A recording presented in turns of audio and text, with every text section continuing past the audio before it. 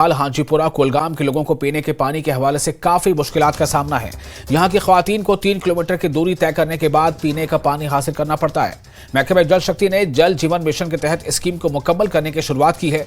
महकमा का कहना है कि स्कीम को कुछ वक्त के बाद मुकम्मल करके लोगों को पीने का पानी फराहम किया जाएगा।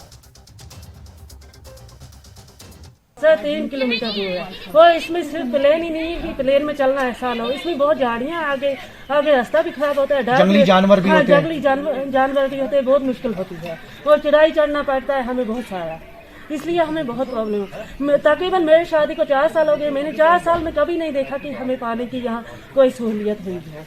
हमको पानी की प्रॉब्लम क़यामत के सुबह तक नहीं जाने वाली। हमको बहुत प्रॉब्लम, हमको बच्चे उनका सुकून भी रह जाता है। वो पानी लेते ये रिंगत गुजर बस्ती से 3 किलोमीटर दूर पानी लेना पड़ता है। मर जाते मजदूरी को, लोटे छोटे छोटे बच्चे जनान है, वो कौन से पानी लें। हाँ, ये जो रिंगत गांव है इसकी एक हैबिटेशन है गुजर बस्ती, जो रिंगत गुजर बस्ती के नाम से जानी जाती है। इसमें बाज़ाब्ता तौर पर हमारी एक जेजेएम की water supply scheme under execution है। हमने इसमें करीबन 80% 85% जो काम है वो हमने कर दिया है।